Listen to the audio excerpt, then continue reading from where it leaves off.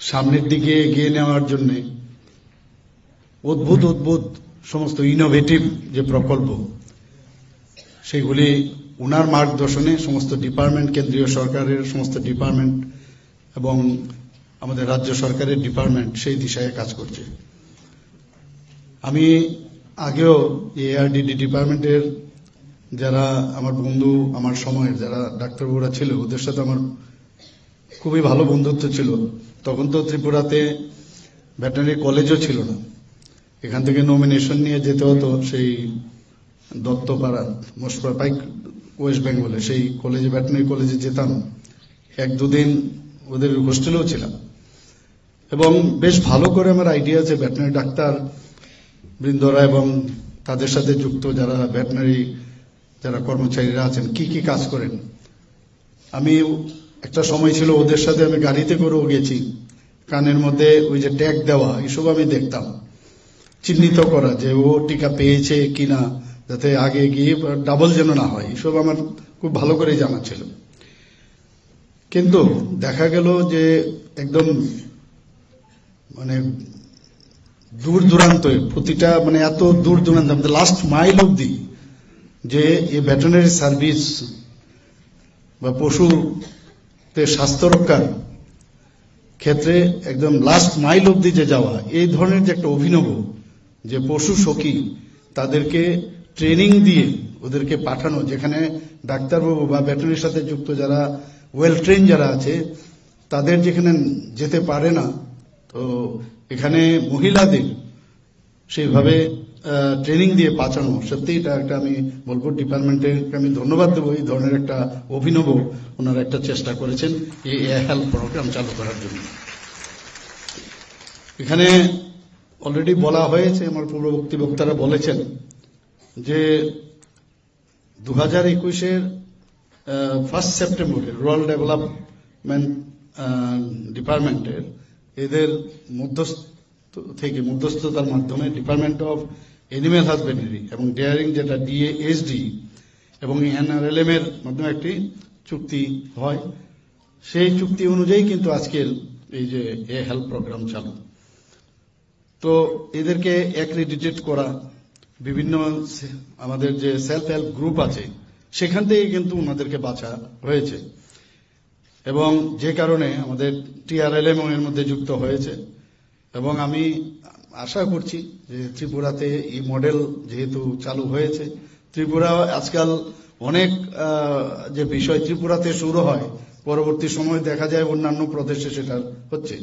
আমি আশা করি এই যে এই প্রোগ্রাম হেলথ চালু হয়েছে, accredited agent for health and extension of lifestyle program, এটা নিশ্চয়ই এটা সাফল্য হবে। ত্রিপুরাতে এখন পর্যন্ত আমরা জানি একটা আমাদের ভেটেরিনারি কলেজ আছে। আমি একটু আগে আমাদের মন্ত্রী বাহাদুরের সাথে কথা বলছিলাম যে এই কলেজটাকে আরো বেশি স্ট্রেংথেনিং করতে হবে। অনেক জায়গায় ফ্যাকাল্টির অভাব আছে, তো ফ্যাকাল্টি কোনো অবস্থায় যেন এখানে কম না থাকে, এর জন্য আমরা বিভিন্ন পদক্ষেপও নিয়েছি। তাছাড়া 16টি প্রাণী হাসপাতাল আছে, ভেটেরিনারি হসপিটালও আছে, 64 ডিসপেন্সারি আছে, সাব সেন্টার আছে প্রায় 463। সেখানে ওনারা তো এই কাজগুলো করেনি, প্রাণী সম্পদকে বাঁচিয়ে রাখার যেসব যা যা দরকার সব করেন। তাছাড়াও অন্যান্য যেসব প্রকল্প আমাদের কেন্দ্রীয় সরকার, রাজ্য সরকারের, সেইগুলোও কিন্তু ওনারা করে থাকেন। আমাদের এই যে হেলথ প্রতিনিধি যারা হয়েছেন, আমি আশা করি একটা সুসংগঠিত একটা মানে টিম আমাদের এই ডিপার্টমেন্টের হবে। আগামী দিন ওনাদেরকে যে 16 দিনের কথা বলেছেন, একটা ট্রেনিং দেওয়ার ব্যবস্থা, পরবর্তী সময়ে ওনাদের ডিএ ইত্যাদির কথাও বলেছেন, মানে ওনাদেরকেও দেখে রাখবেন, পাশাপাশি ওনারাও যেন লাস্ট মাইল যেটা বলে একদম প্রতিটা ঘরে গিয়ে আপনারা যে সার্ভিস যে ট্রেনিংটা আপনারা দিয়েছেন সেটা আপনারা নিশ্চয়ই করবেন। সেন্ট্রাল লেভেলও যেটা আমার কাছে ডাটা আছে, department of animal husbandry and daring, অর্থাৎ পাশাপাশি সাথে এনআরএলএম এবং ডিপার্টমেন্ট অফ আরডি নিয়ে একটা জয়েন্ট ইমপ্লিমেন্টিং সিনার্জিক কমিটি গঠিত হয়েছে। কাজেই মনিটর করার জন্য কোথার থেকে শুরু হয়েছে আস্তে আস্তে করে আজকে আমাদের গ্রামীণ একদম লাস্ট যে প্রান্তিক জায়গার মধ্যে এই যে হেল্প করা, হেল্প আবার হেল্প দুটো আলাদা। আমি প্রথমে যখন এটা হেল্প শুনছিলাম আমি বললাম সাহায্য করা, কিন্তু হেল্পের আসলে এখানে যা দেখলাম accredited agent for help and extension of life stock. প্রথমে হেল্প শুনলে যে কোনো মানুষ ভাবে ওদের সাহায্যের জন্য বোধহয় এটা হেল্প করা, কিন্তু দুটোই আমি বলবো যে সমার্থক শব্দ আমি বলবো। তো আপনারা হেল্পও করছেন, আবার অ্যাক্রিডিটেড হেল্পও হয়েছেন আপনারা, এবং আপনাদের ভূমিকা কিন্তু বিরাট।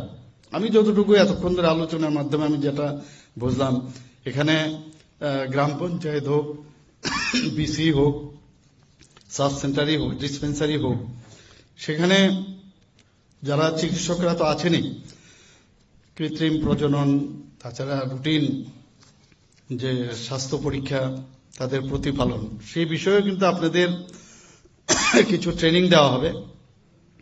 এবং যেটা আমি বলার চেষ্টা করেছিলাম যে প্রত্যন্ত এলাকায় গিয়ে ডাক্তারবাবুদের মনিটরিং এ আপনাদের এই কাজটা করতে হবে।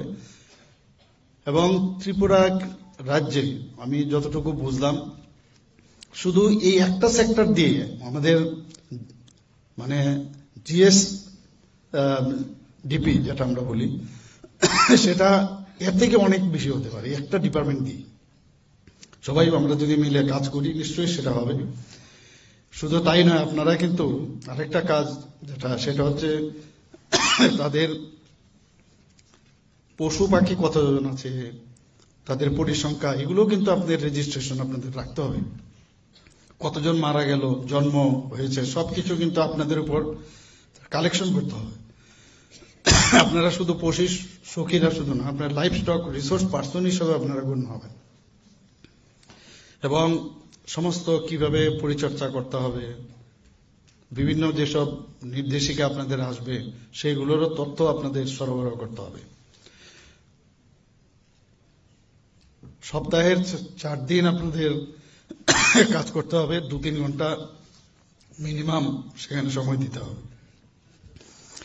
বর্তমানে রাজ্যে প্রায় 1077 সক্রিয় পশু সখী আছেন আপনারা। এর মধ্যে কিছু সংখ্যককে ট্রেনিং দেওয়া হয়েছে, প্রায় 300 জনকে। বাকি সবাইকে 16 তারিখ থেকে বোধহয় ট্রেনিং শুরু হবে, বাকি জনদেরকে আপনারা পরবর্তী সময়ে ট্রেনিং দেবেন।